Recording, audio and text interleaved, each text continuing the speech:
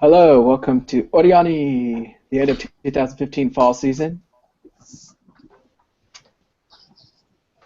It's your usual group. We got Jessica, Hello. Niku, Yep. Sean, Hey, and the Nutella Man. Good evening.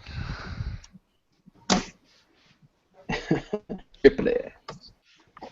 So, once again, this is our end of discussion for the series, so spoilers, spoilers, spoilers. If you don't want any spoilers, then watch the show. And let's go ahead and go on. Unfortunately,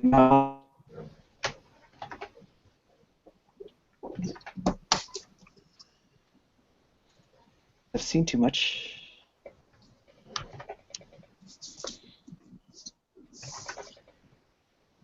We'll start with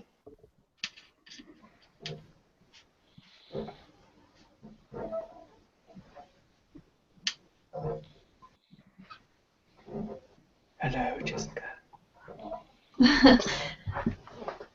Dance with Devils. All right. So the synopsis. you'll have to remind me which one this is.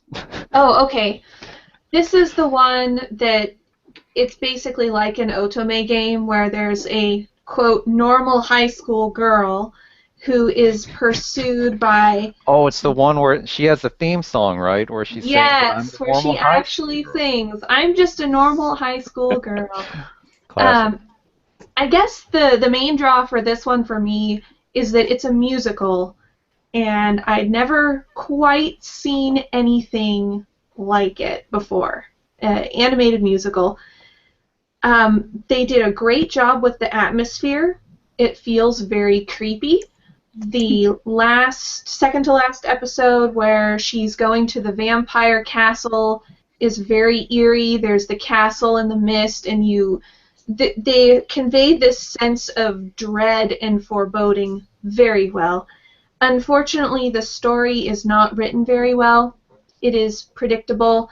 If I had $1 for every time the main heroine was told, don't go outside by yourself, and then subsequently went outside, I could retire now. So she's very much suffering from I'm in a horror movie-itis and does a lot of really dumb things that puts her in peril right away. But the songs are very good. The music is excellent. It's kind of classical. Tank-kun brought up last time we discussed this that it feels like the theater. And at the beginning of every episode, the curtain rises and there's that buzzer to tell you to be quiet, just like in a theater. And it's very good with that. But I would not recommend it just because the writing was so poor. Which is really a disappointment because they had decent production values, and the animation was pretty good, especially with the songs. The songs also felt natural in the places that they were there. They weren't just inserted like they were in Star Mew. They actually arose from the feelings of the characters. But yeah, I was ultimately pretty underwhelmed with the package as a whole. It's less than the sum of its parts, unfortunately. If I remember correctly, the only time it really felt theatrical was during the title and when they actually did the singing, though, right? Yes, It was pretty much although just the student council room is set up like a theater with stage left and stage right and curtains, and so they hint at it really well. Oh, also the costumes are horrible. Horrible, horrible, horrible. Oh my gosh. The main love interest shows up to the ball with these stupid little, I don't even know what they are. They're supposed to be pauldrons, but they're made out of cloth. It just, oh man, do a Google image search. It's just terrible costumes. Nobody can dress themselves well. I'm doing a Google image search right now. where they had all those drugs. The costumes really reminded me of Amnesia a bit in that they were just so stupid. I mean, there's one character, Mage, who's wearing a tank top and a tie, because that makes total sense, fashion-wise. And just, oh yeah. The uniforms for both the men and the women at the school are bad and clunky and not flattering to any body type. And I would say that if you have any curiosity at all, to get the soundtrack and to listen to the music and the songs, because that's really where this shines. All right. So you could pretty much probably just Google search those scenes easy. Too. Yeah, Or you could YouTube. probably find them on YouTube or something.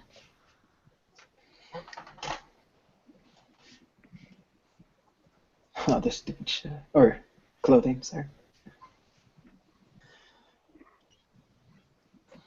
So not recommendable, huh? I would recommend it only as a curiosity.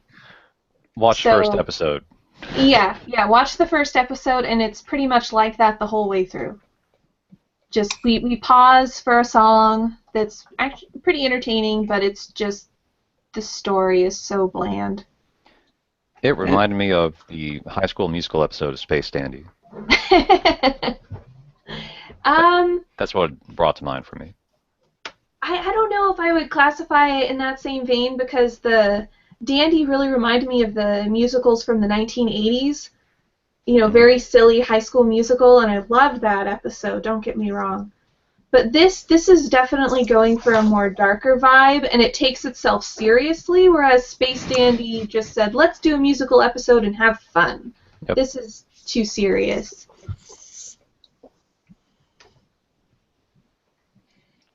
All right. Thank you, Jessica. You're welcome. Let's go ahead and move on to the next title. Da-da-da-da. How do I do this? There we go. Noragami.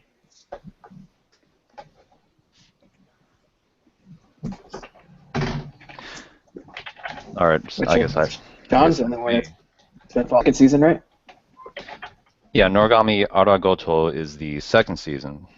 And I think this is the season where, at least for me, it found its groove. Like, I've finally started getting what Noragami is about. And it's a shonen anime, but it's not a coming of age story. It's not like here's how to make friends and here's how to get skilled at a thing and here's how to have a friendly rivalry and all that sort of stuff. No, it's about a god that has been alive for centuries. He is the former god of calamity, and he would answer people's prayers to have people killed. So he was kind of like a supernatural hitman. That's his dark past, and you don't know that much about it, but in this season they really dig into it. He is a god that is trying to change himself. He wants to change his identity from a god of calamity into a god of fortune, and this is probably never been attempted before. I don't know. But it sounds like a thing that is impossible. And by doing that, he has to cut all of his ties with his former life, like his former family, and he has to like create a new family. And also within his personal story, like aside from that, there are also other characters. There are other gods, and they have their own families. And basically, Noragami it explores family issues through a celestial lens. And once I understood what it was, then I started to really enjoy it. And because at the beginning of the Noragami series, like the first few episodes of season 1, I really liked those, but also they didn't really have much to do with that topic. So it was kind of jarring for me when Noragami started to tackle these other arcs, tackle these other stories in longer arcs, because the first few episodes of the original Noragami, like it was a very episodic show, and it seemed to be just about like a supernatural problem solver, right? I think in Noragami Aragoto it starts to come into its own, and the first half of the season deals with Bishamon, the goddess of war, and she is growing a family that is too large, and it and you and the story begins where the family is starting to fall apart, like the facade is cracking, and the family is so large that Bishamon can't even remember everyone's name or what they even do, like what is their supernatural power. And the second half of the season deals with the main character himself, Yatogami, and I don't know, I like it. You know, it's still kind of shonen-y. Like, there are times when I actually reach for the fast forward button on my video player. I'm like, okay, like because the problem with a lot of shonen shows is like there's a lot of exposition and the information density is very low. So there are times when you just have a bunch of side characters kind of doing their sports commentary thing of like, oh, he's using that move. That move is really powerful. If he gets hit by that move, then he's finished. What is he going to do? You know, it's like, okay, fast forward, get to the fighting.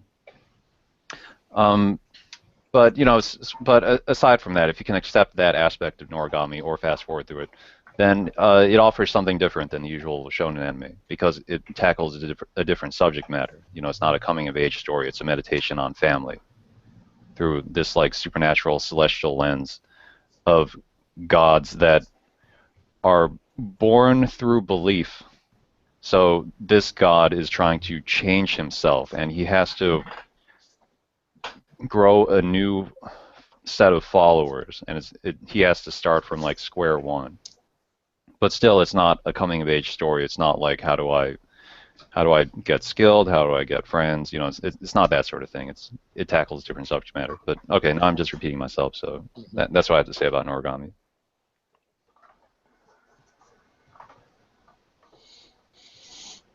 Okay. Nick, you have anything to add? No, I agree with Sean for like every aspect, but there was like a few, I guess, like latent flaws to the series that just kind of irked me at certain points, especially in the second season. We are given that, you know, we have determined what behaviors are right and wrong based on the gods employ this Shinki, right? That's what Sean was saying with the family and what their power is. So and God has to have believers, like human believers, in order to exist. right. But they also employ, you could basically ghosts. Mm-hmm. They employ ghosts. They employ the spirits of dead people that are wandering, and they turn them into tools. And by doing so, they form relationships with these spirits. So a god needs to have both. What was it, Shinki? Mm-hmm. You know, these like ghosts. They have to form relationships with ghosts in order to have power, and they also need to have human followers in order to exist. Right, but what I was going to then say is they have ascertained what is right or wrong for humans based on these ghosts. As these ghosts act and are part of the god's following, certain emotions or behaviors they convey can negatively affect their respective god. So that's kind of how they established right and wrong. They're like, we don't really come up with it. We just, you know, based on how we get affected by our Shinki, we are able to determine what is right and wrong. And in this series, in this particular season, I thought that was more of an absolute thing, but then there's like characters doing really atrocious things who, like, either via medication or just sheer belief in themselves, their horrible antics are not affecting their god. So it's like, for I believe in what I am doing, it is right, it is not wrong. And that just got a little jarring to me, but aside from that, I really do like the series. Yeah, I think something, it's not a sci-fi, so don't take its concepts too literally. You're supposed to see them metaphorically, as, you know, it has mechanisms like that so that it can explore family issues. Right. So that when the family is crumbling, it also has an effect on the god in terms of like their combat effectiveness, you could say. Hmm. So it's a way to make arguments and disagreements real. Right. That like, oh, they're having there's a disagreement between the god and the ghost, the ghost tool, the Shinki, and therefore they can't fight as effectively. Like as long as this argument is unresolved. And so in the second half of the season, there are a lot of trust issues because the Yatogami, the god, the protagonist that is trying to change himself, like change his identity as a god, from a god of like calamity to a god of fortune, he doesn't want his new followers to know too much about his past. But that is that becomes an actual problem when he gets kidnapped. Hmm. And the show introduces a bunch of mechanisms through which it becomes a problem that they don't actually know about his past. They can't they can't rescue him from danger because they don't know his true name and things like that. So there are a bunch of cathartic moments where they learn his true name and they come to terms with it, and he performs a ritual to like cut himself off from his former family in order to have the new family, and things like that. Like a lot of the mechanics of the magic of the show and the nature of gods are just there to explore family issues. Hmm. Yeah, but for that reason, it's a pretty great show because it has that aspect to it.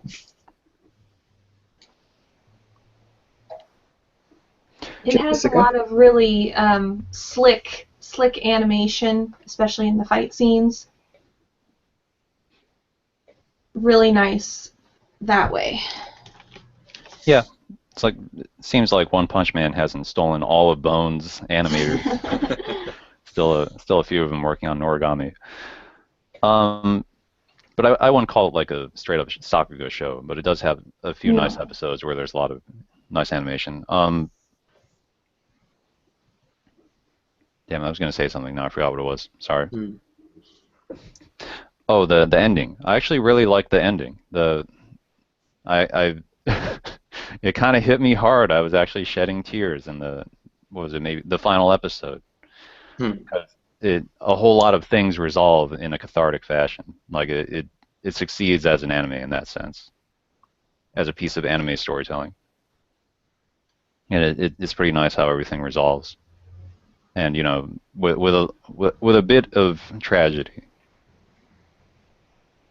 Sorry, guys. Damn. You let the dogs out. Hearing that it almost brought you to tears makes me want to go, what's this show about now? But I don't know if I'll watch this. I cried in a couple of episodes too. It's kind of spoilery, but when he finally gets his little shrine, that was beautiful. Mm-hmm. Yeah, it jerks those tears really well. Oh yeah. There are events that have great meaning, and just like that will bring me to tears. I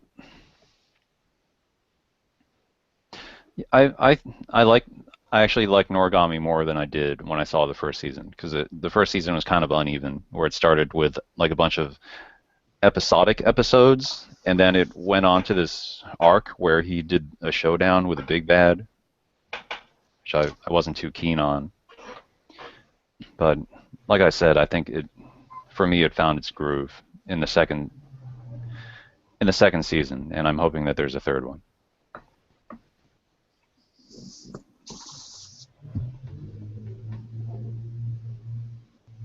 All right, thank you guys. So that was Noragami. Go ahead and move on to, I think this is Nick's title, Kon. Yeah. It is. Cool. You're the only one that's seen this, so. Yeah, probably for good reason. No. So this is the one that I spoke about earlier because Oh, it's it this had guy. that like it was that haunting thing from like always a camera perspective, and I just wanted to say that I really can't give any final thoughts on overall how this thing ended because episode 7 of 13 was the last one that ever got like translated. So I'm only about halfway done with it, as there's, I can't really watch the Raws. I'm not even sure if like there's anything Raw out there for it. If that's the reason why you don't see a 7 or anything past 7, but I will at least comment that it is semi-successful in what it does. There are a couple episodes where you're not based from a camera perspective, like someone's hitting up the social network and you're just like watching their social network page as they submit like images and get comments and stuff. So not everything is based around a rotoscoped live action ghost haunting story. But a couple of the episodes were actually pretty, viable as far as like, yeah, that's kind of creepy, and I would not want to be that guy. But then other ones are just too out there in what is going on, and it just kind of like loses you. Like in particular, those episodes when you have like that social media cut-in page or like something else is going on, and you're not just being followed by the ghost, and like this one ghost is not coming after you. Those episodes in particular are not that great, so. But I can't really say overall if it's worth it or not, if it gets like a lot, if the content improves or not, because I've only seen half of it, of what is available.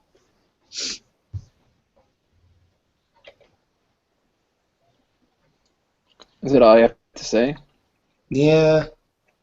Well, because I can't really give final thoughts on something I haven't seen the rest of, but I wanted to at least call out, like, I wanted to. Like, I was watching this thing because I wanted to critique it, and I only got, like, halfway through before I could just stop. Because, like, it's the final episode is not 7. I don't know if it went on hiatus or whatnot, but, like, at least according to one anime site that I frequent, it has 13 episodes out, and I didn't check to see, like, if it had the finished airing status or not, but for all I know, it could have gone on some kind of temporary hiatus, and the content's actually just not out there. Like they had some kind of problem, like with the studio itself, but I am not informed on anything like that. So, nor have I went looking for it.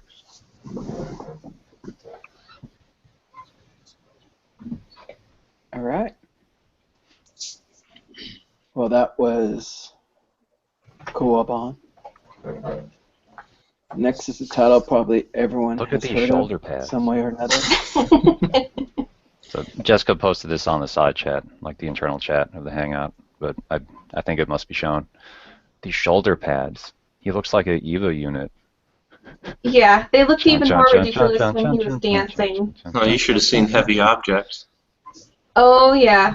Yeah. Those are bad, too. But, I forgot to mention that her brother's got a white shirt with this random red splotched all over it. When he first walked on, I thought, oh my gosh, the man's bleeding. Get him to a hospital. No, it's just his shirt has the red on it. One Punch Man. Dun-dun-dun. How did it not make it to the top? Seeing as this is the only title Tripley's watched, I think, right? At least that's what he told me. Let's have him start. Oh. It was once a time when there was no One Punch Man.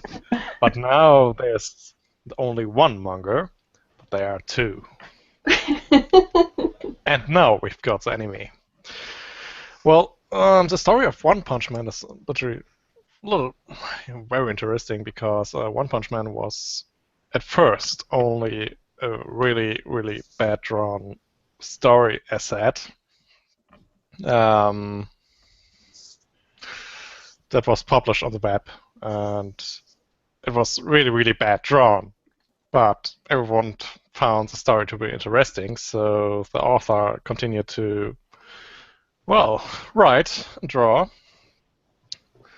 I think 3 years ago, someone else picked up the art and released a new manga form, and now it has become so popular that even my wall course at university has watched it.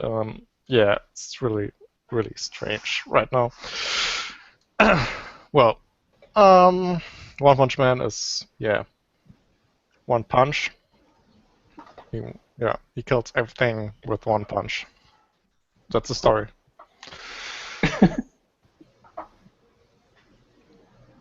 Yeah, we've got the setting. He kills everything with one punch, and it's literally overpowered, and everyone thinks he's like only a third grade, well, third rate hero or nobody at first. It's very funny, and it's really, really good. Wow, just good. There's no meaning behind any story or art or everything else. Story is there's no story. Well, well, someone else called continue. I think. All right. So Right now. before you guys go on, because I know you probably talk about the animation and everything, I just want to say something about the soundtrack. When it first started, especially in episode 1, I thought it was wonderful. I thought they timed it well and they did really good. But then as the story went on, I felt that they used some of that really good music for those really good fights at the wrong places. So if you've seen episode 1, probably most of them you have, at the very end when he's fighting all those monsters, they have that great music playing. But they also play that when he's fighting Hammerhead. Now I thought that was like, what? Why are you playing that music there? That should have been something else then. Some of that's where they played that soundtrack kind of killed it for me, or killed the moment. I was like, that's just really off. But other than that, I love the show. But just the soundtrack, I wish they would have worked a little bit more on that and where they placed the music in certain scenes.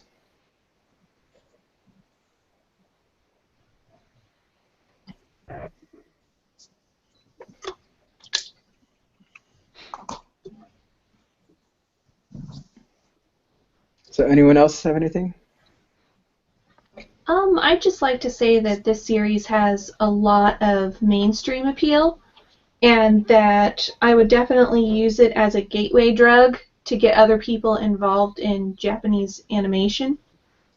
My husband walked in during the training session between One Punch Man and Genos, and he loved it so much that we went back and watched all of the episodes together. Yeah, episode 5, thank you. So it's great as a crossover for people who are really into American superheroes and comics and stuff. And that's really all I have to add about it. I think most of One Punch Man, the way that it parodied the superhero thing was that it made a hero that was so powerful that he defeats everything in one punch always. So it would always have, and it would go in these cycles where it would like introduce a really pompous villain, and he would like talk about his purpose and everything, and why he's the most powerful, and why he can never be defeated, and so on and so forth. And then he might defeat a few heroes, but then finally One Punch Man just steps up to him and just knocks him out, and that's it. So it kind of makes fun of the hype of superheroes. And One Punch Man, in the middle of the show, introduces the Hero Association, which is what it sounds like. It's an association of heroes. And they there are like hundreds of heroes listed by their class, and the higher the class, the better of a hero you are, the more prestigious you are, the more that you will be called to take on even graver threats to the planet. But it also shows that a lot of the heroes in the association are working for extrinsic rewards, like maybe not money or anything like that. Like, well, some of them are. Like, some of them are trying to have like the celebrity career through being a hero. But there are a lot of heroes that are just there because I want to prove that I'm the strongest, right? So it's not really about being a hero. It's just like I want to level up in this association and have prestige and status. That's the reason why they fight. The One Punch Man is so overwhelmingly powerful, but he also embodies the heroic ideals in the sense that he doesn't do what he does for extrinsic rewards. Like, it's all intrinsic. And so the association doesn't know where to place him. And like, other heroes are trying to haze him, but it doesn't work. So he's like the odd man out. And it's interesting how he will take the fall, or he will let other heroes take the credit, like when it comes down to it. If he thinks like, well, that's the best, like, I'm not in it for the extrinsic rewards. I'm not in it for the status. Like, I'm a hero because I want to help people. I want to save the world. And so the only hero that he really connects with, other than Genos, who is sort of like that, even though he's kind of power obsessed, he's like half power obsessed, but he also has the hero's instincts. Like, so if there's a girl that's about to get killed, a little girl or something, which is an iconic moment for a hero, he will actually put his body into danger in order to save people. So Genos does have some of that hero's instinct, but he's also really power obsessed, and I think that's what One Punch Man finds really annoying about Genos. But the only hero he like really connects with on a one-to-one level is Moomin Rider. Because he is just like One Punch Man, except he's not good at fighting. But he will throw himself into danger, and he embodies all the heroic ideals. He's not in it for any extrinsic reward. Like, he is a hero because he wants to be a hero. So that's one of the things that I did like about the Sea King arc, which is like a 2-episode arc, and it went the same. Like, I'm going to spoil it a bit, but they hype you up for this like big bad so hard, and the big bad like defeats all these hype heroes, and then you're like, oh man, like, is One Punch Man really going to get him in one punch? And then he totally does. And then it's just over.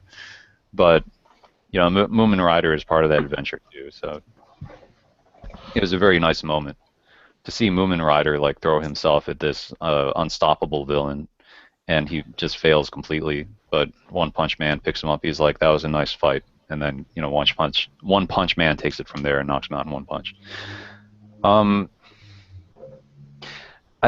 What I didn't like about I think it's the arc that comes after that. It's like the finale arc, where they get the alien invaders and like the giant evil mothership, is that it started buying into its hype a little too much, where the humor of One Punch Man started to unravel. Like, it started to fail, because once you really buy into your own hype, then it ceases to be One Punch Man. It starts to become like Dragon Ball or something. Like, it becomes the very thing that it's trying to make fun of.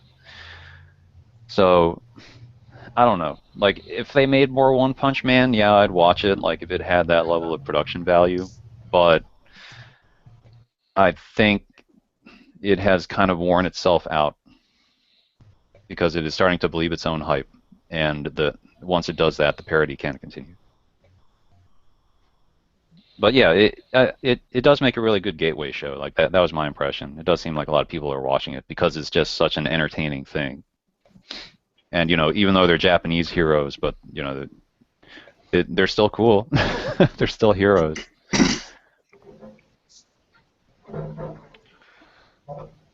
So it does have mainstream appeal.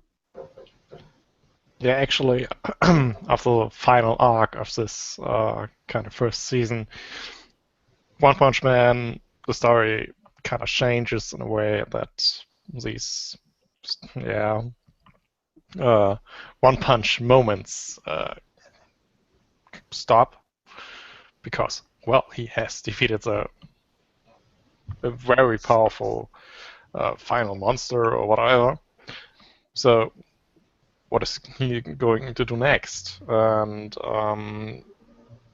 well, maybe associate himself a little bit more with the Hero Association. The Hero Association is, yeah, still a pile of mysterious guys, and there lies a lot of potential in the next season, which the author kind of wants, I think, as I heard. So if you base it on what they've for the manga, I think it's going to change a lot because, like you said, it no longer becomes One Punches, but it starts revolving around him and connections with the other heroes. You start learning a lot about a lot of the other heroes and everything until we get to the main enemy. But I was actually reminded and kind of surprised that they skipped quite a bit of information from the manga in this anime. So if you want, you should read the book to get, if you like the show a lot, to get that little bit of information, the story. Like when we saw Sound Sonic in prison outfit, right? How did he get there? They have that whole arc before that was totally glossed over when, what's his name? The A-class hero came out from the jail. I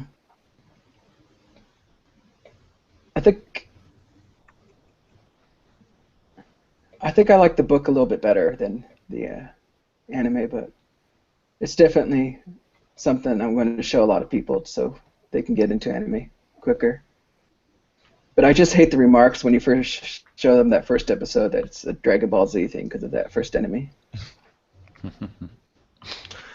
Well, the manga, as it is black and white, is artistically a little bit more advanced than the anime, I think, and is drawn better, and yeah, it has a little bit of a different feel. It's more simplistic, but more, well,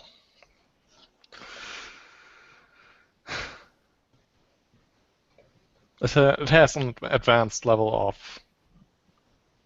feel to it right now, and the anime does not at all times. There are scenes, like fighting scenes, that are really, really good, where you think, oh wow, that's One Punch Man, that's powerful. Well, when I read the manga, it's like all time like this, and I feel great about it. That's not with the anime at all times. That's a little bit strange.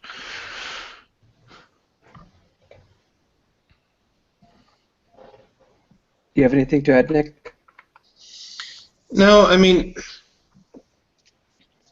I think a lot of people will. There was like a lot of hype on it online, so I don't need to really comment on anything like that. But you know, my only disappointment in the show thus far was like the lack of information. Right? We only have to theorize at this point why Saitama is One Punch Man. You know, because obviously his training regimen won't allow him to withstand pressures of a black hole. But you know. So, it's not like I wanted an explanation right away, but I wanted them to give us some idea, something to like allow us to theorize, and I've only got like one thing to go off of, but I do say it's probably going to be a while before like a season 2 comes out because apparently like this thing ate up most of what available is for the manga, so a lot more has to happen. Um, and I'm kind of dreading like the initial like fandom reaction of why is there not a season 2 yet? The show was so good. Like how is it not happening at least next year? But I will say that the supposed season 2 of the show is looking somewhat promising in my opinion. I do like the cliffhanger that presented itself at the end of the first season. So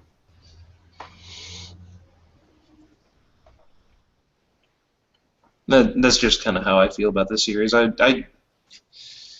don't think I'm as upset of it buying into the whole like transitioning to be more like DBZ instead of comedy. I did love the comedy, and I can acknowledge that he holds back a lot. So like some villains aren't necessarily defeated in one punch, but as they kind of elaborated in the last fight with his like consecutive normal punches versus the one serious punch, but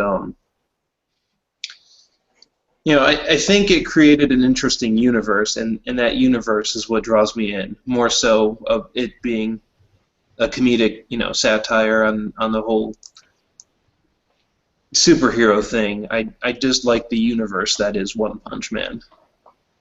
And for that, I'll always be... City. It's very colorful. I do like that there are like hundreds of heroes potentially in that world. I like how some of them are just like... They all have different shticks. They're all fighting for different motivations. Like Saitama is the purest of the heroes. Like his motivations are pure, and he is just inexplicably strong. Like there's no reason for him to be so strong. He just is strong. And the part of the comedy is that contrast with all these other heroes that, it's like I had to do this, I had to do that, I have this crazy identity, I have this awesome backstory, I've got all these reasons for fighting, and it's like I should be the strongest, and, they're not. So just the existence of One Punch Man just unravels the worldview of everything around him, the villains and the heroes. There wasn't so much of that happening in the ending. So, even though it took him more than one punch to beat the final villain, but I also felt like that humor was gone. It was just gone. I understand. Like how it usually goes is that everyone has an identity crisis because of whatever One Punch Man does. I was going to tell you my theory on what makes One Punch Man, and the anime didn't give us a whole lot of backstory, but you do have people like the Lumen Rider guy who wants to be a hero, but is not. He is like an average Joe, and there doesn't seem to be much that he can do about it. And yeah, I mean he's a One Punch Man that is mediocre. And then you have like the psychic chick, right, who is pretty powerful, but it's like what did she do except maybe be born with an ability? But I think what made Saitama One Punch Man, and this is just me coming up with something for lack of anything else, is the very city he lived in. He defended, and the Hero Association didn't notice it. They're like these crazy bad things are going over there, but we don't know. This is like an abandoned city. And there's this one like seaweed-looking enemy that he took out, right? And then he brought like it back as ingredients, and he just said he got a deal at the supermarket, so they like ate that like kelp stuff or whatever. And I think it's stuff like that. Like One Punch Man started beating villains, and because of the city that he lived in, it kind of like forced his evolution as a hero, and then like possibly because he like consumed monstrous things, it like affected his physiology. But that's all I have to go off of. Because he eats monsters, therefore he is strong. I think it's just because he has talent. Right. Like that is the only explanation that makes sense to me. That he is simply talented. And it's kind of like Ping Pong that way, like Ping Pong the animation, that it was kind of the anti-sports anime, because the moral of a lot of sports anime is that if you train your hardest and be the best, or or try to become the best, then you will be the best. But the moral of ping pong, the animation, is if you don't have the talent, you can't compete at the highest levels. And once you realize that, do you still love the sport? And what are you going to do? So Moomin Rider is kind of like that. That he will never ascend to the highest rank. He will always be a mediocre hero. Right. But he has that love of the game, so to speak. Mm-hmm. So No, I agree. Nick, the only thing I could say to you about the theory and how One Punch Man is, if you, I think he's actually kind of a form of a monster, like they've been fighting. Because in some scenes you'll see like a little gleam in his eye.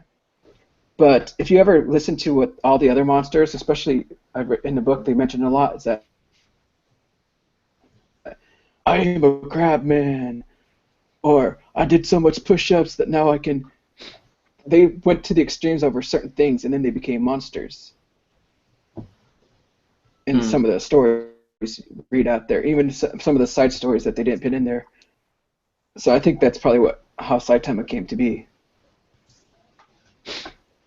But I don't know. That's just a little thing I just add. I think for Saitama, it makes more sense to me if his power is undeserved in a sense, because that could be a moral of the story. That's like, well, some people just have talent. Right. No, I understand. I was just like coming up with. And there are characters in ping pong that are kind of like that, in the sense that they get really obsessed over being the best, and they train like demons, and they kind of end up being jerks. And they come to the ping pong table just like they have no love of the game. They're just like, I deserve to win, and then they lose, and then they have a crisis of identity. So that's kind of the dynamics of that are kind of like One Punch Man sometimes. Right. Like how some of those fights go down where they're like, I deserve to win. I've worked this hard, and then they don't. So it's kind of fascinating in that sense. I understand, and I agree. Okay, let's move on. Let's go to our high school villains. musical. They become jerks because of that attitude. Yeah, sorry, go ahead. It's time for the High School Musical. Star Mew. Looks like Jessica is the only one that's watched this. I think I only got 3 or 4 episodes in, but. Okay. Oh, this show. The cynical part of me thinks that it's just a great way to sell CDs. It's about a young man who saw a singer many years ago and was so inspired by the singer that he decided to join a musical school. And you would think that somebody that felt that way would really research the school and figure out exactly what it's all about and how it works. Well, he doesn't. So he's then used mainly as a floor for exposition. So if there's anything the audience doesn't know, then the main character doesn't know, so someone will kindly explain it to you. It's very clunky that way. The songs are inserted after about an awkward pause or two, so it doesn't seem natural. It seems like the songs are just thrown in there to capitalize on the voice actor's talent and thus sell more merchandise. The really good thing about it, though, is that the songs that they do have, the characters are fully animated by hand. They're not a CGI thing. So that was kind of refreshing, but towards the end of the show, the production value started to waver a little bit. I can't really say that I would recommend this one. It wasn't well written. The characters are just your typical archetypes. There's the goofy one, there's the girly one, there's the mean one, there's the cold one, there's the quiet one, and that's all it is. It's just these cardboard character cutouts that throw lines against one another. So it's really not worth your time. So confirmed worse than Dance with Devils? Or what? Yes, I would say that it is worse than Dance with Devils. Much potential, though. Mm-hmm. I mean, again, it's kind of a neat idea, but I just feel that it wasn't done to push the art form in a new direction. It was done to sell CDs. But I don't know if you got that same feeling from it, Tank, when you watched it. I don't know. Just certain things just annoyed me about it, like when they're out searching for the cat. Oh my gosh, That yeah. guy was being super shy. Just watching that whole thing, I was like, oh my god, am I gonna have to watch this for every single time he tries to make friends with everyone? Yeah, it's just there wasn't anything original there Yeah. at all. It was a complete retread of every anime we've ever seen before. Just with no girls. It's all guys. Right, except there are 2 twin sisters, and they're great. And if they had had more characters like the twins, this would have been a much better show. But they're barely even in there as supporting characters. So they weren't enough to save the show. That's kind of sad. So can you explain again the context of the musical scenes? Are they kind of like concerts, or are they actually trying to advance the story within songs? They're sort of both, and they also come off like music videos too. I mean, some of them feel, with Dance with Devils, the songs felt natural. That, yeah, okay, we're watching a musical, this is the right point for people to burst into song. But here, there'd be 2 characters that would look at each other just a little longer than they should have, and then it would cut to a music video of a song. Okay. So in the first episode, I was actually really looking forward to this show because it had the characters singing and dancing and moving around in world. And then in later episodes, it started to cut away to these weird music videos, which were just stills instead of having them be fully animated. All right. Yeah. It's just like that ran out of production value. Yeah, it did. That's kind of sad. I mean, it does seem like when you run out of production value, then you can't sell it anymore. Right. And I tried going in and not taking it too seriously, made it an enjoyable show for probably the first 2 episodes, and then it just went downhill from there.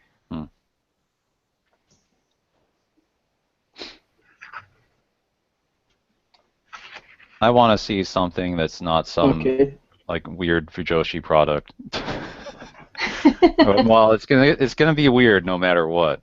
But I want to see like the seinen version of that.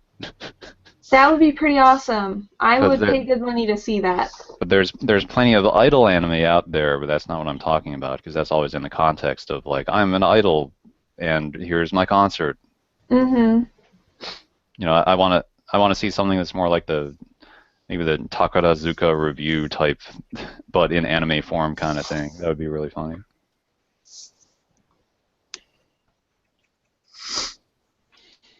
Well, that was High School Musical title. Who picked this? I swear. Peeping Life TV. What? Who picked that?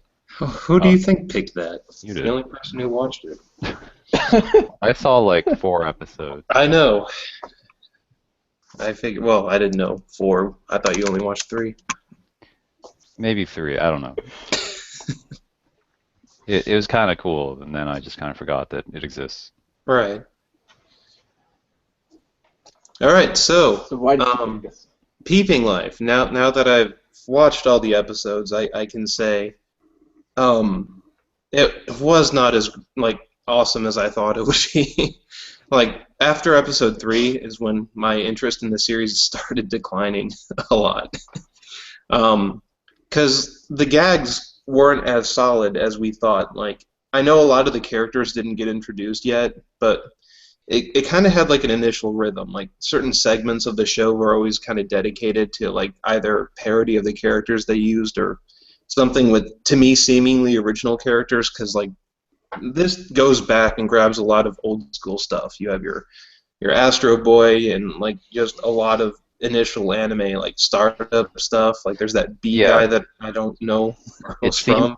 from what I've seen, it seemed to be old Tezuka Mhm. characters, Yeah. or damn it, I forgot the name of the studio, but you know they did like Gotcha Man and Yatraman and hmm Well, I don't know if they did Gatchaman, Tachinoko. So but old Tachinoko heroes and old Tezuka heroes. hmm But I wish there was they had like more licenses to exploit. yeah, And not just because those, because some of those are kind of obscure, and I'm like, well, I didn't grow up with any of these characters. Like, I don't really know yeah, about them. and for me that's where it kind of like lost me a lot. Because when it was trying to explore the humor with the older characters, it's where it really kind of deteriorated, in my opinion. I liked some of like the original stuff. Like they also spliced in like non-anime related stuff. Sometimes they would do this like dating service where this person would be like questioning someone who is trying to get like in a somewhat arranged marriage or whatever. So they're like just going over what they do, what they want out of the dating, so like who are you looking for and blah blah blah. And some of those could be funny at times, but um, I don't know. I just can't really bring myself to actually like recommend this one because it is so inconsistent. Um, the variety is there, but and certain because there's always like four parts to this one episode, right? So one episode contains four parts, and like some of those parts are actually good, but could you sit there and watch the whole episode, or if you had to nitpick at what segments of each episode was actually like watchable to you as an individual, like what would the general populace like who hasn't grown up with these guys, who might not get some of the humor? Because like one of them that I actually kind of looked up was there was these like two gold modeled characters, and they apparently came from this really really old show where like these robots came from this robot dimension, right? And the main character ends up with this like lighter, they called it, who I guess I don't know if he flicks the bic or whatnot, but it turns into like the giant golden robot savior. And that character was like in one of those like those TV shopping channel things, and he was advertising at the time, the host, because they reuse this one a lot. That wasn't the only like TV show. We're going to bring in a celeb guest and try to sell this product. They were selling this like overpriced silver burning like lighter can thing. Like it would just like set fire to like crap even in rain and stuff. Just this unfeasible overpriced product. And this robot kind of like started hating the silver thing, and I didn't know why. And then I found out after looking into it a little bit. Oh, he is a golden lighter, so he doesn't like the silver super powered lighter, even though he's a giant robot and it's not. Just like stuff like that. It's kind of obscure, and you wouldn't get it if you didn't know the background of some of the characters. But um,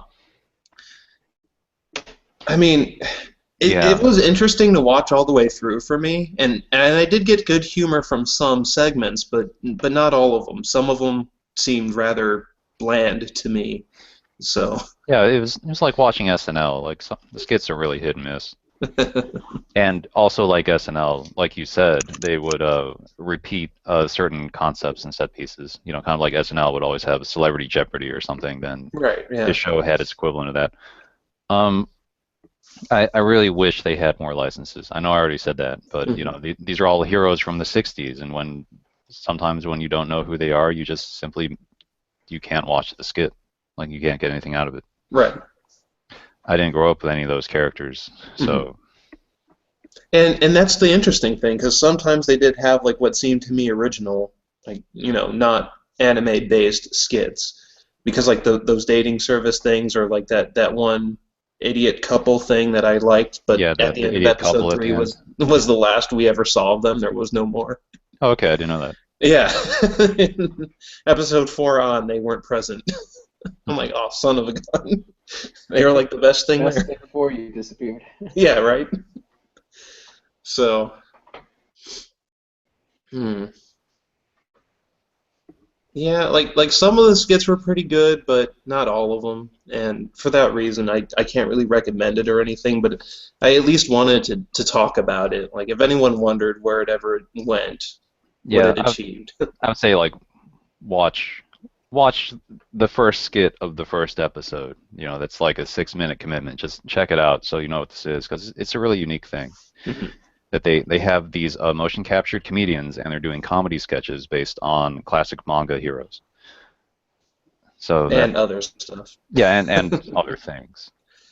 But the very first skit is about Astro Boy, so at least you can pick up on that one. Mhm. It's about a granddad giving Astro Boy dating advice. Mhm. All right, let's go ahead and move on to the next title.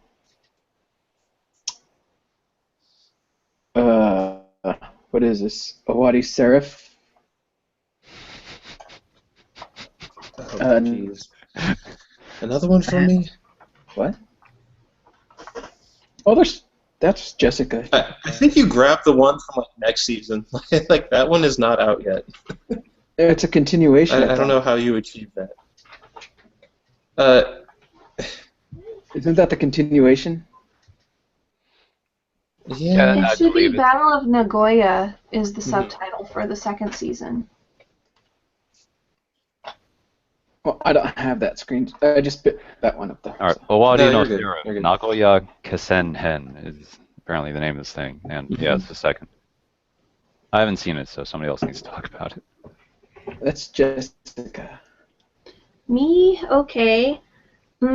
It's more of the same of the first season, where it's the humans versus vampires in a war that has already been broken.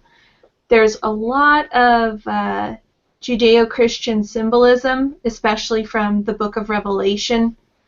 So it was interesting to read that in parallel while watching this, because they reference things like the trumpets and the bowls of wrath and the four horsemen of John, stuff like that. It's a bit of a guilty pleasure for me because, yeah, it's not as smart as it thinks it is, and the main hero is your typical shonen idiot that you just want to punch in the face. But it does have some pretty interesting themes about family, some really nicely animated fight scenes courtesy of Wit Studios. Towards the end, their production values still remain consistent, so it's not like Attack on Titan where they kind of drop the ball. I really do like it, and I'm looking forward to the third season, because this particular show didn't really conclude in any way.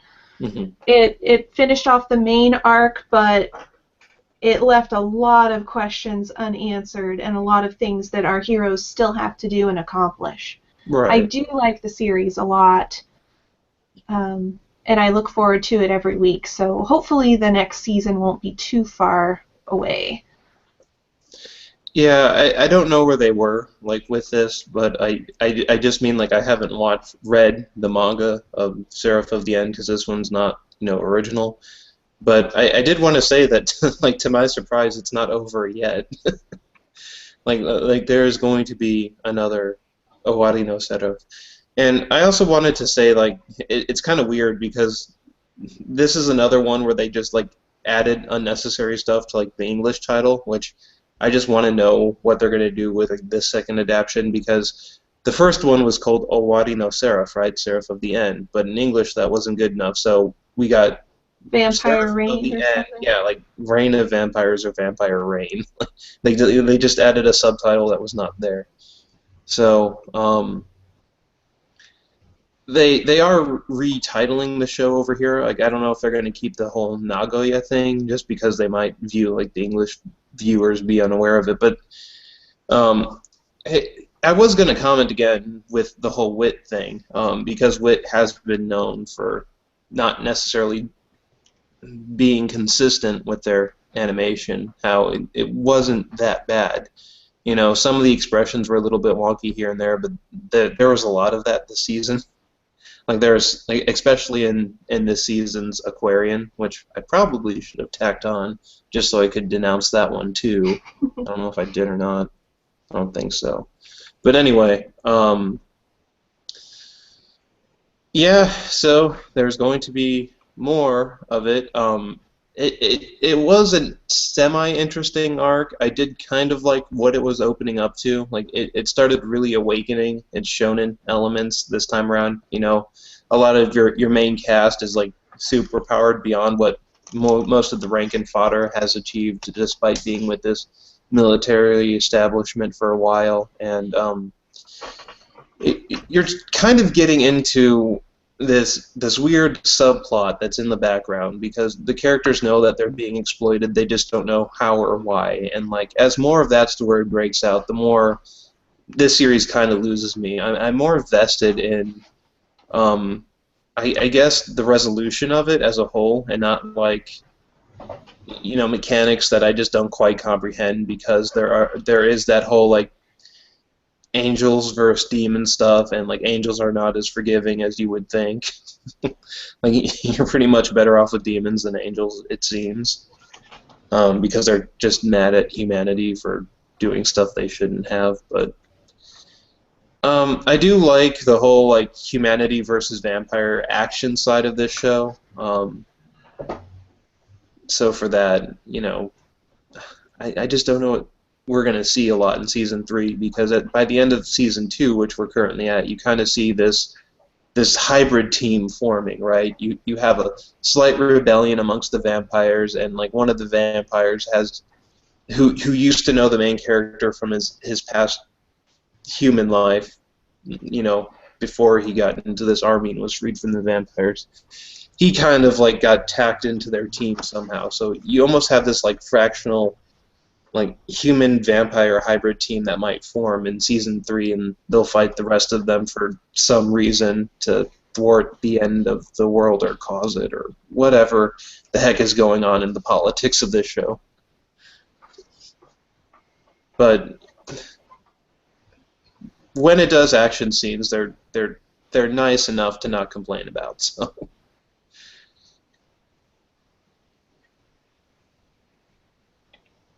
All right. I did not expect a third season from this, but Right. let's go ahead and move on to the next title. Was all I was going to do. What do we got next? Owari Monogatari.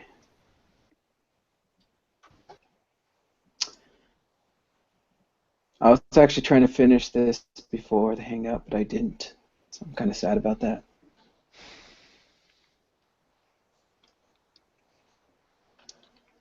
Who's watched this? Sean. I've seen it. Oh wow, it's just me and Nick, huh? Yeah. I plan on finishing it, but just ran out of time. Yep.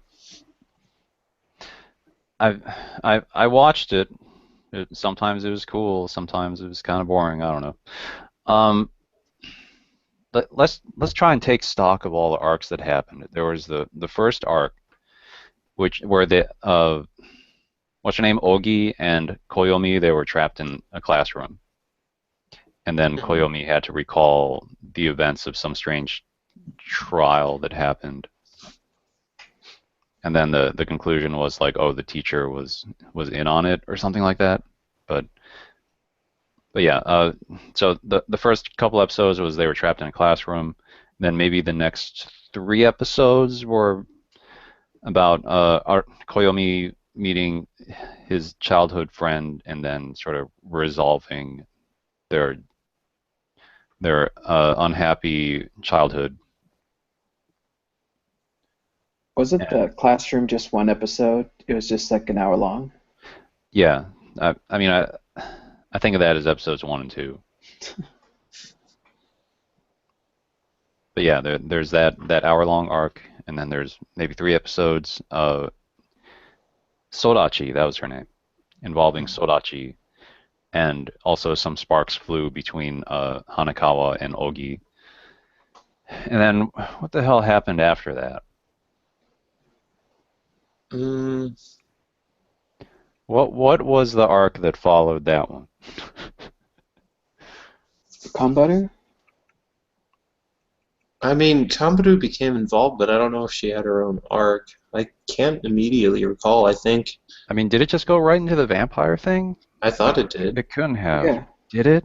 I think so. Because Damn. after it started with the classroom, and then it started with, or then the next part was. It spent quite a while on the first arc. Like, there was a lot of episodes up in there, so. That whole thing with Sorachi was 6 episodes. Yeah. The 7th episode then started with Kambaru. Okay, I'll take your word for it.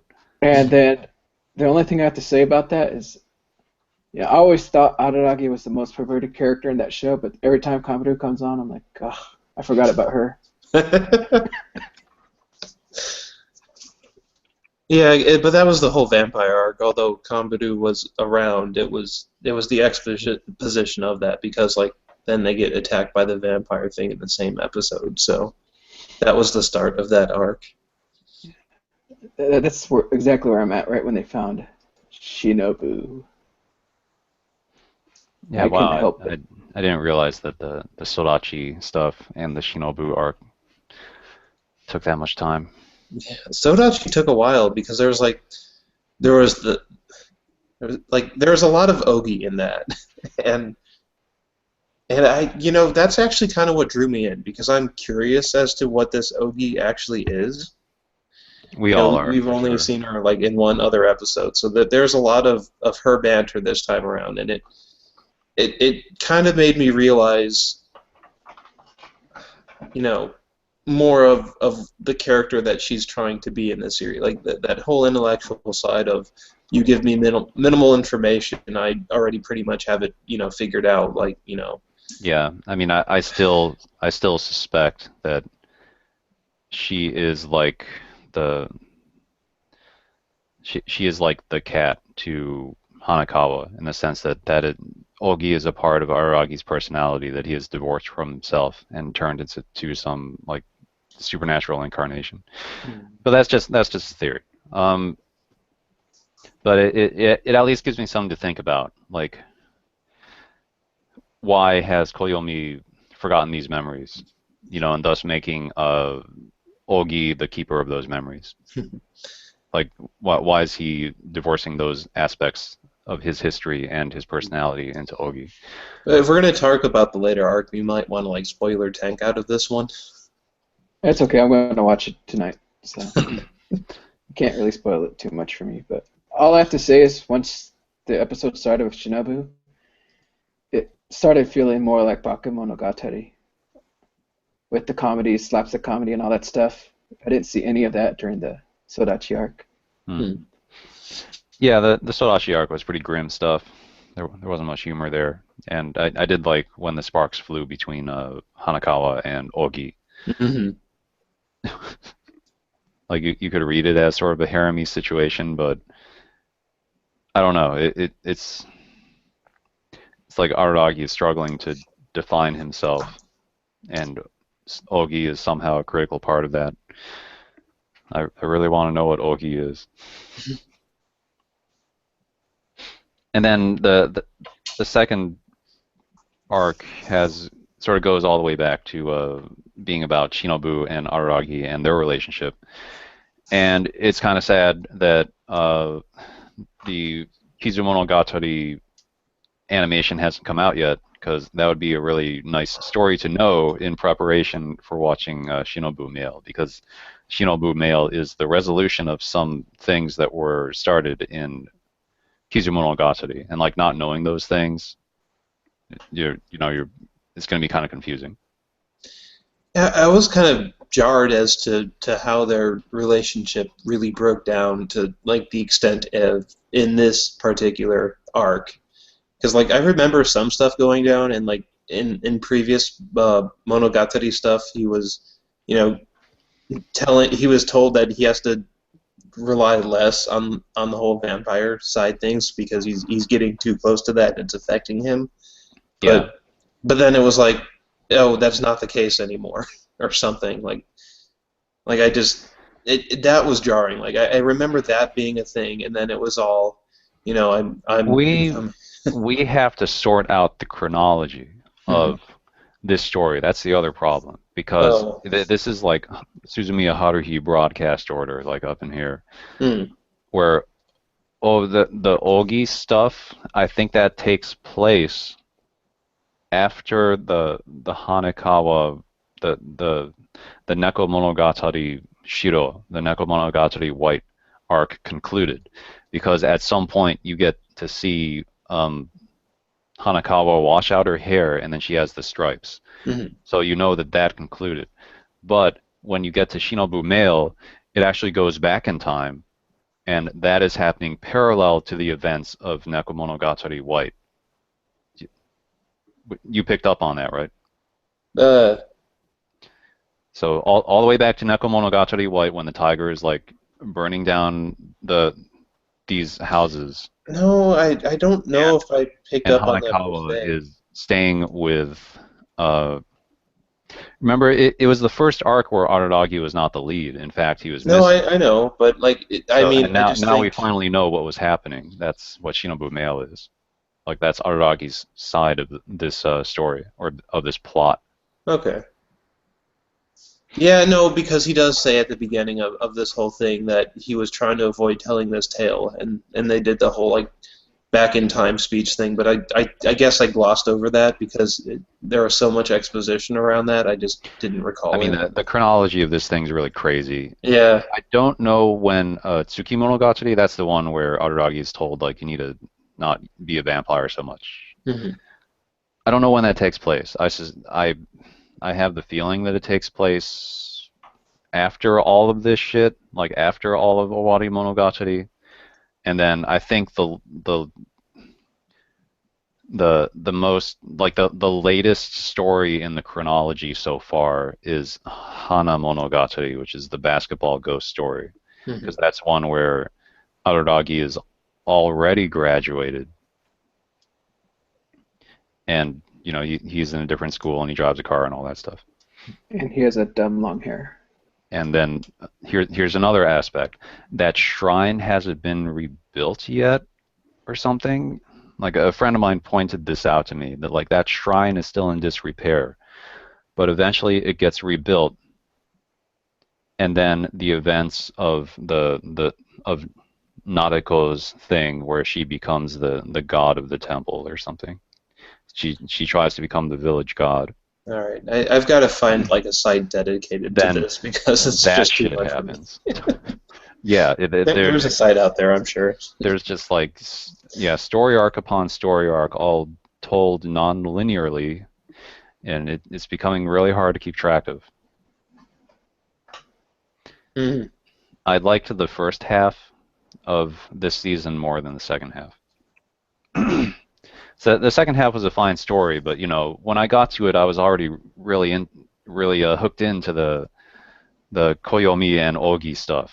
Mhm. Like, I felt like I was going to learn like who Ogi, and thus who Koyomi Araragi really is.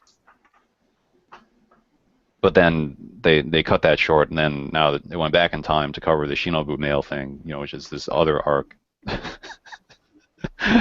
God damn it.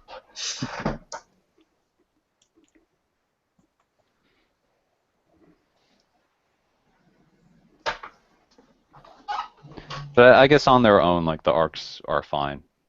Like, if you're on the Monogatari train, then you know here's more of that to watch.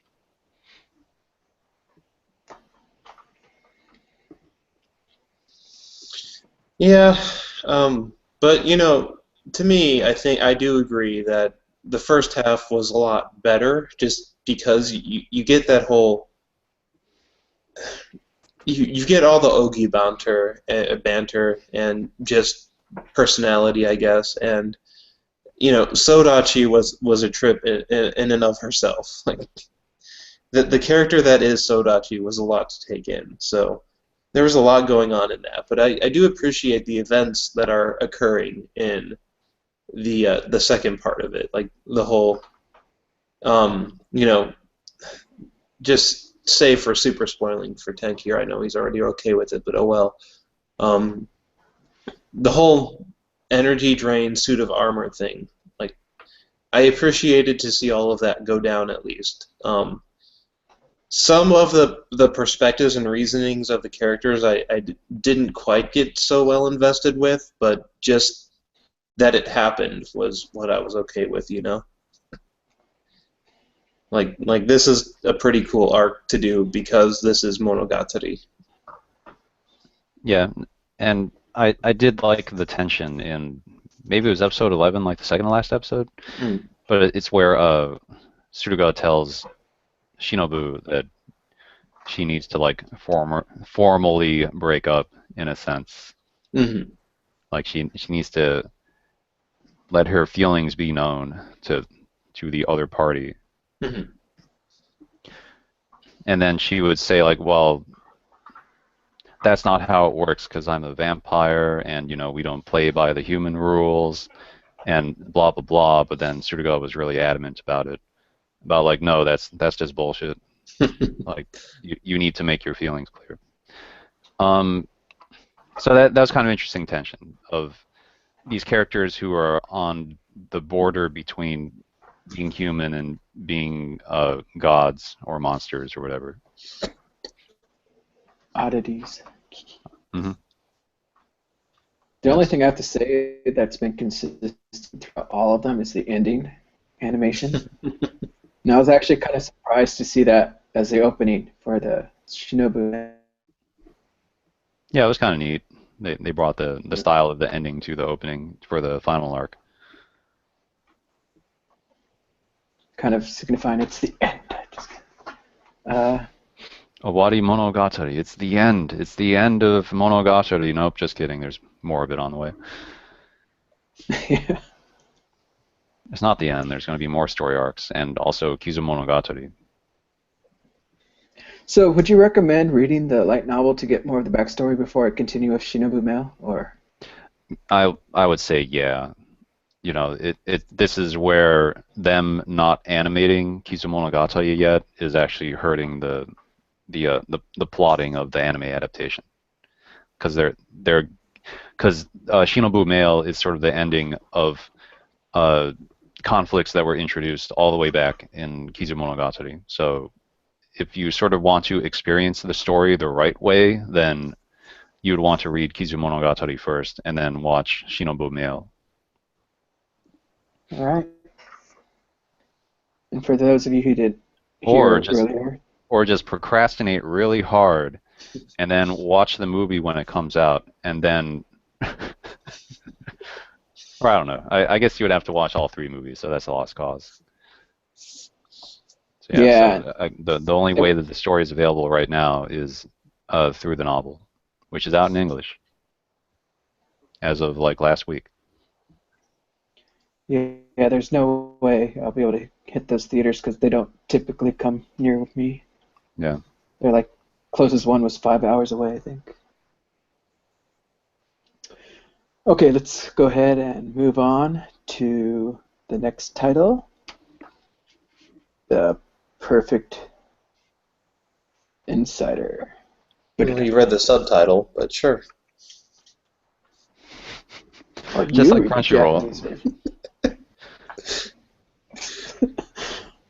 Hey, that's where I get all my information from, Crunchyroll. Yeah, I think it's just called The Perfect Insider over there. Hey, skip over the You got a Subitech subscription, F you and gotta Naruto use report. it. Holy crap. Dang this Reign of Vampire stuff all up in here. Subete ga F ni naru. Mm-hmm. The Perfect Insider. I thought the show was cool. I thought it was going to look really awesome. But then I never got past the first episode. Great. It's something I want to watch, but I don't know. Just didn't have the time or something. This is such a smarty pants show that I wish I had some smarty pants thing to say about it, but I will admit that actually it flew over my head. There was a part in this story where I'm like, I don't know what the fuck they're talking about. Oh, I got a little smarty pants thing that I can add then too. If you wouldn't mind me interjecting right before your explanation. So Subete ga F, there's this weird semblance to the number of 7 in it. Like they reference 7 as like this lonely number thing, and in the end, it's really not as big of a deal as what the series made it out to be. But I was just going to say, like, because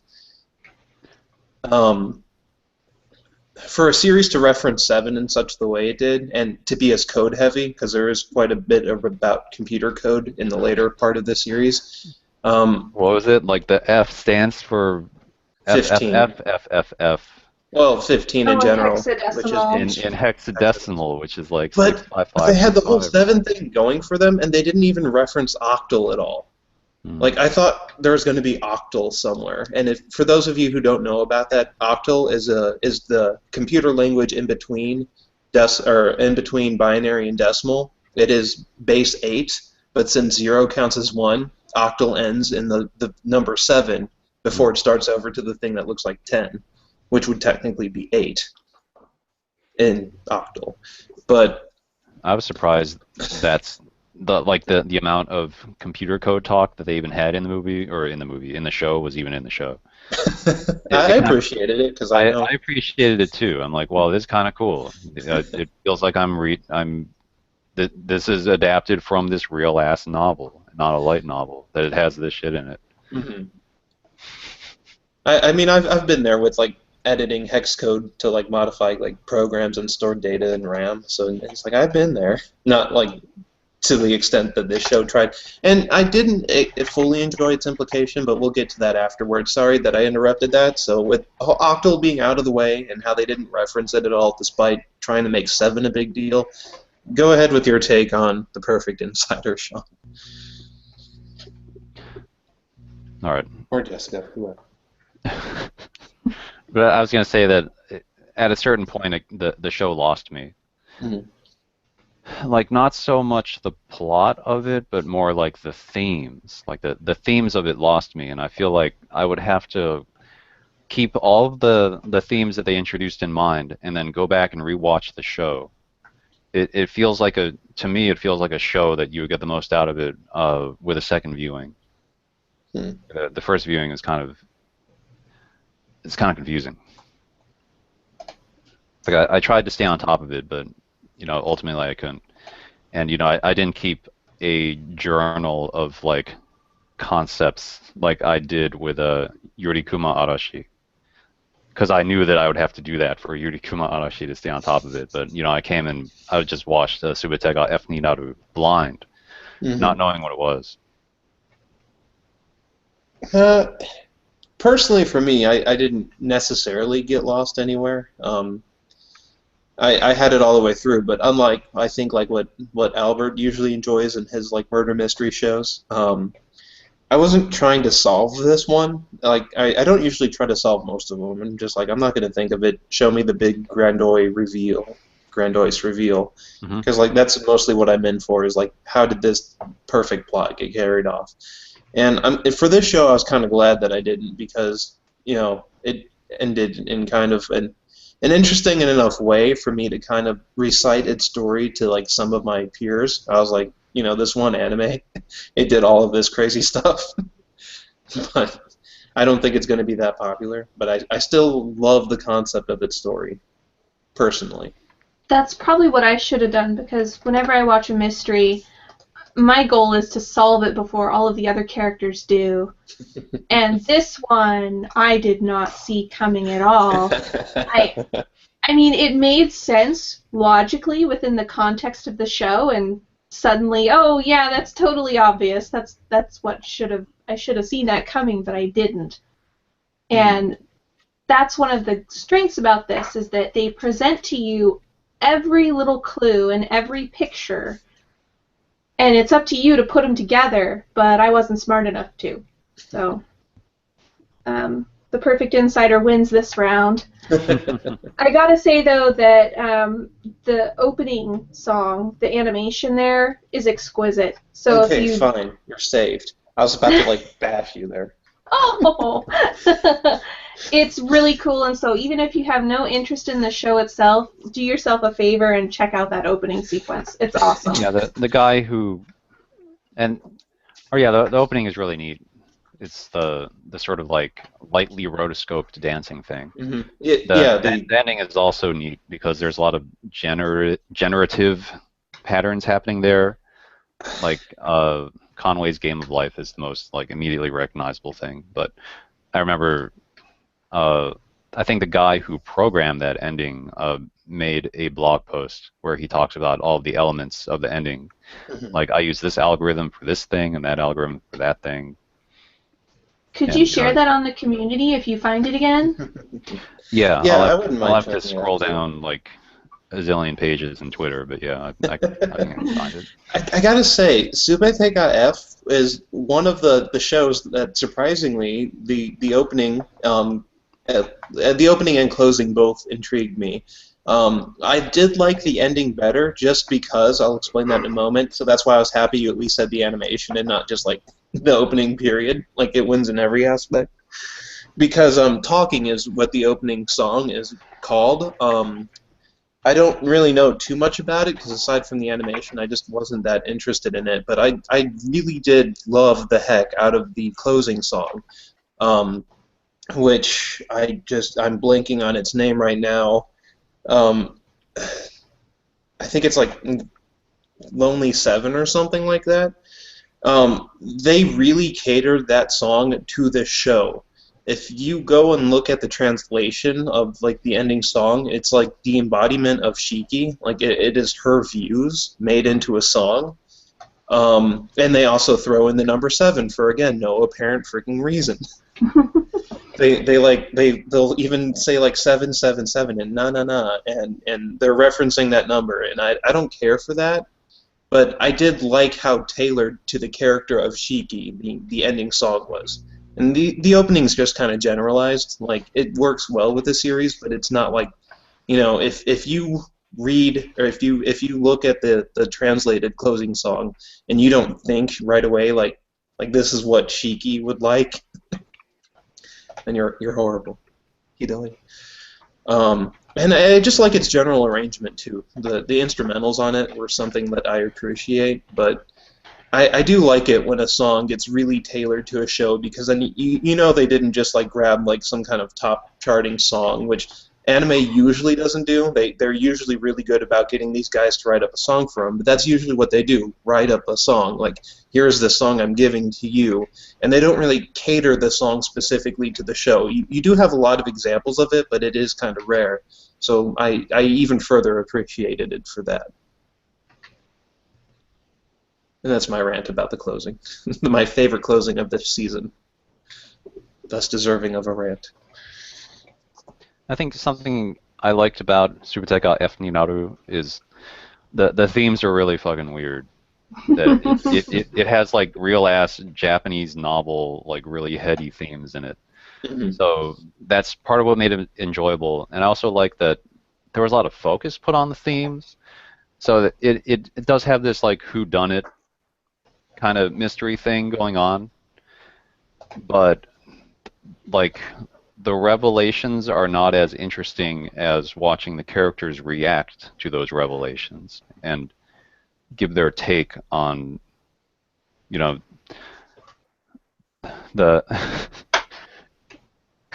damn it. But yeah, it's as much about like watching the characters react to what's going on than it is about like finding out who done it and how it happened. It's like the dynamics between the two detective protagonists, the two amateur detectives, which is a student and her professor, like visiting this island, are pretty interesting. The professor is like kind of he's the Zetsubo sensei to the core, like he's constantly in this like moody existential mindset. He's always talking about like being free and the bizarre ramifications of that. While the student wants him to come back to reality. And date her. Aside from that, though. Yep. And then the killings are super duper deranged. Yeah. But it's not just deranged for shock value. It's deranged because then it it prompts this these like philosophical debates between the student and her professor. So that's how I can excuse those tropes in Subuteka F Ninaru, because usually I find that sort of thing really corny, where it's like the most bizarre imaginable killing, like. Yeah, they put work into this one. But it has a deeper purpose in Subuteka F Ninaru.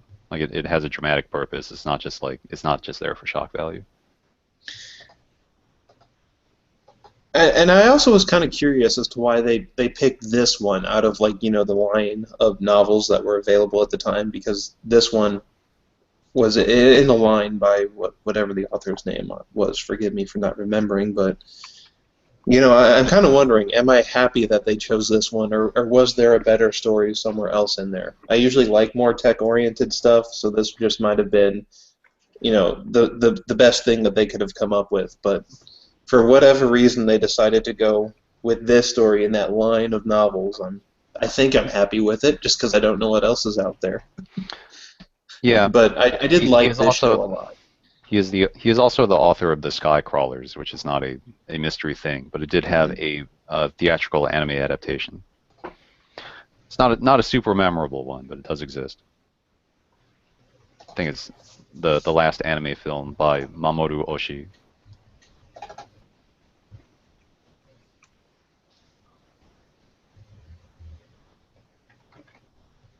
So is that it for this title? Just because we don't want to really talk about how it ended, I think, because this one would be really horrible to spoil. Yeah, it's super weird. So would you guys recommend me finishing this? Well, I don't know. If you like what you saw in the first episode, then it definitely continues what that is.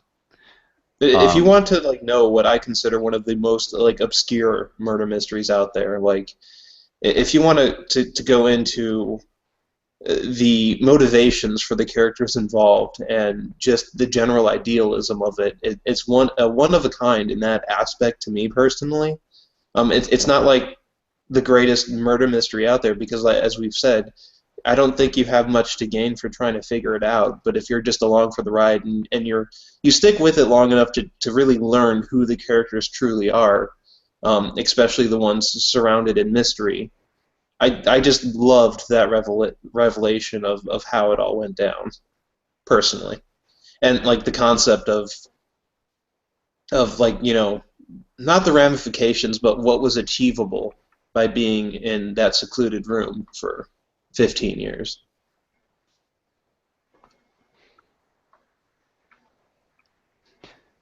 If you like its intellectually minded Japanese novel-ass vibe, then sure, watch the rest of Subuteka F Niraru. I also appreciate it as a kind of a return to form for Noitamina, where they dabbled in some questionable things. Where you're like, is this really a Noitamina show? Should this really be on this programming block? But Subuteka F Niraru definitely feels like a Noitamina show, like in the classic sense. All right. Now let's go on to the next title. All right. I gotta go. Friends are coming over. So I have to leave early. Mm-hmm. See you later. All right. Happy New Year. See ya. Happy New Year's. Yay. Utawaru mono itsuari no kamen. Mm-hmm. That's what we got. This is probably the last title for tonight. Alrighty. I have it, which is, I think, 12, right? I'm pretty sure 12 episodes was in its core, unless it's going on. I think it's listed for 25, isn't it? Yeah, it didn't seem resolved, but it's kind of hard to say what is being resolved in the show. So for this core, it's done. I'm looking it up right now. No, it's still airing. It's not going to interrupt. It's halfway done. I have to say, I was kind of disappointed with this show. You and me both. Yeah. Beautiful. It's interesting when I got to meet the old characters from the first Utawada Mono. But I felt there was no direction. It was just Right. Wait, you said the old characters came back in this one? Yeah, they make a couple of appearances. Ah, damn it. See, I had no knowledge of the old characters, and I was under the assumption that this one took place like without any involvement from the original cast. well, they've definitely aged. I think it was Erudu. She came there and she was probably around her teens or something like that, upper teens. And in the Utawada Mono, she was probably around 10 or something, maybe 9. It's kind of hard to tell the age for some characters. Mm-hmm. But some time has passed. And yeah, I think we meet at least 4 of the old characters. But I was waiting for when they're going to have like an arc, a task. Mm-hmm. Here's the main story. But it's just a bunch of like little short stories. It's currently very episodic, and I then- don't know if it's ever going to escape from that or not. I swear every episode had them in the bath or something. Either the man or the female were in the bath, and they just had to show off the bodies for. And that's what disappoints me, is that the setting is so unique Mm-hmm. with the Ainu culture that the story that they're trying to tell could have been told in any setting. Mm-hmm. Is that they still go and they do the little, fetch quests or do these random jobs, and then there's the yummy food and the bath and usually lots of random hijinks, and there's nothing that separates this from other anime of its ilk. And I was expecting at least something akin to the first series, where you have a lot of political and military conflict that the characters are embroiled in.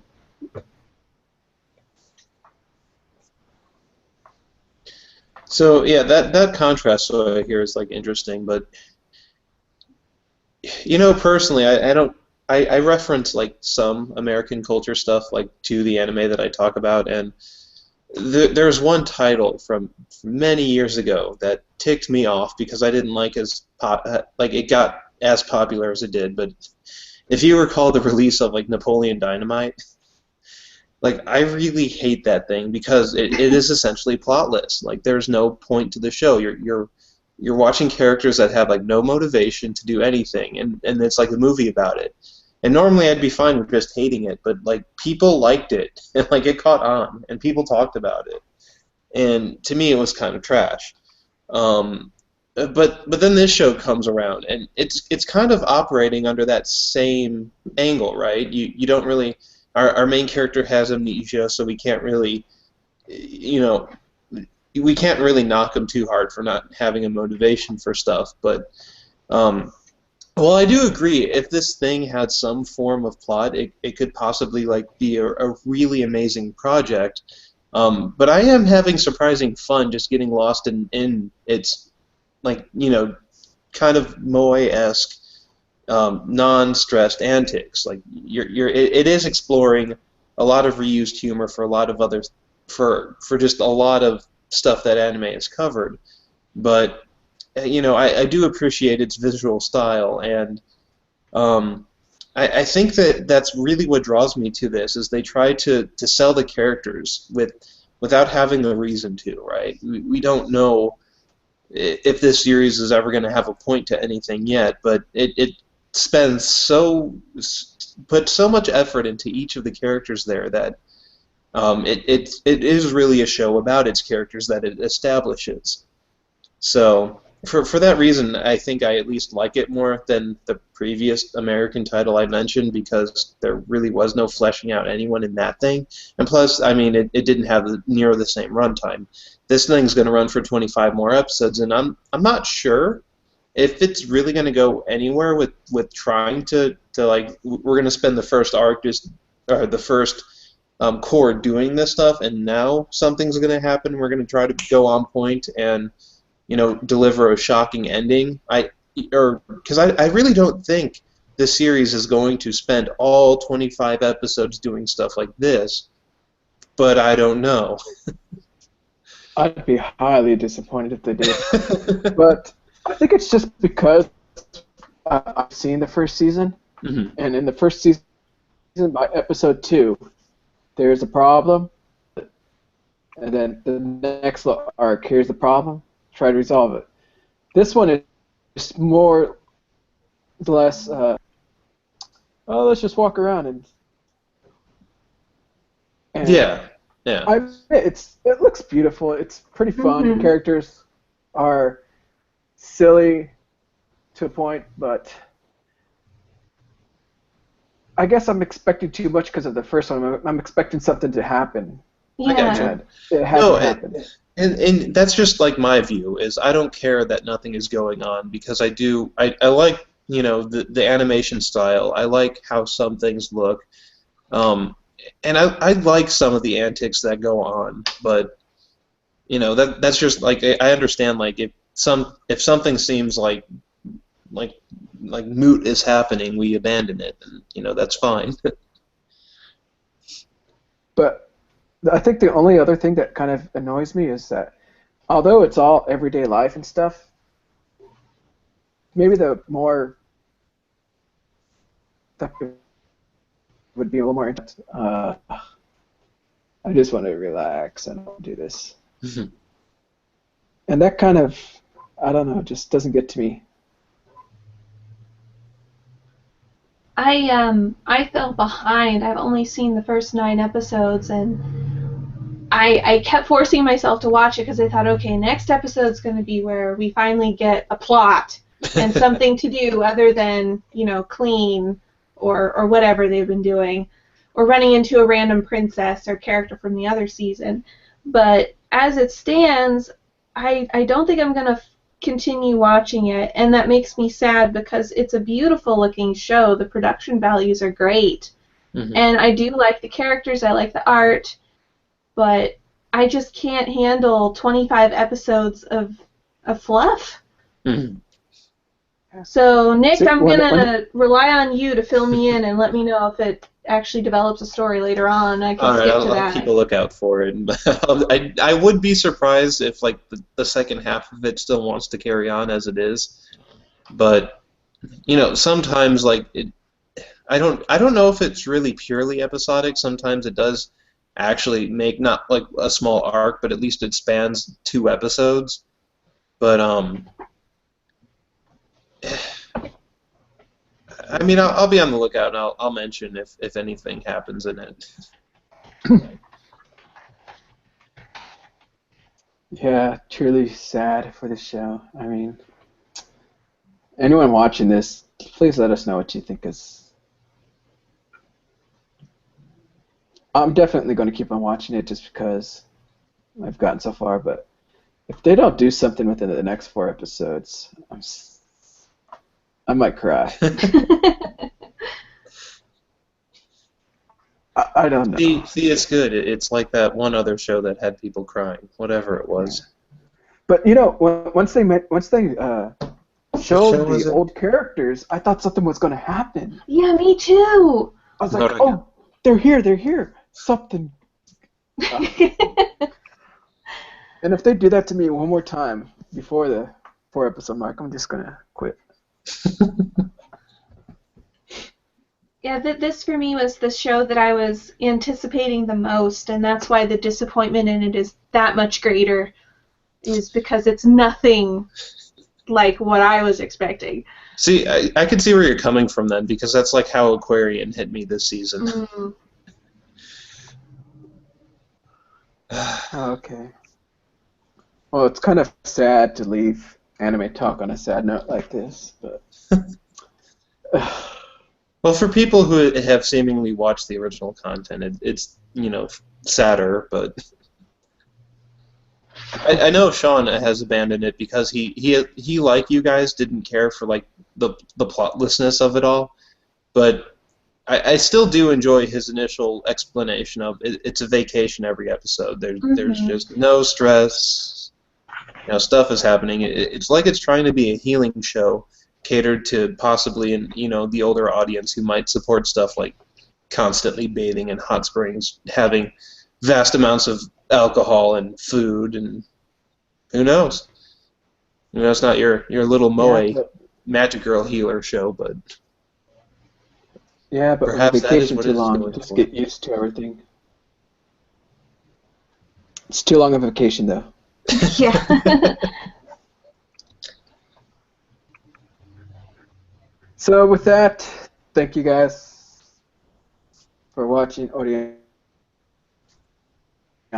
next week. So if you want to join, message me. We'll be covering the other titles like what is that? Yoru Yuri Sanhai, great show. That's the only thing I got. Thank you guys for joining me, Tripoli. Hopefully you're still awake. Yeah. I know it's pretty late for you. Maybe you can catch some more titles by then. But we gotta talk to you about light novels. I've been reading a lot of light novels this season. Yeah. So that's it. Do you guys have anything else to say? Nope. No? Okay. Mhm. Bye-bye.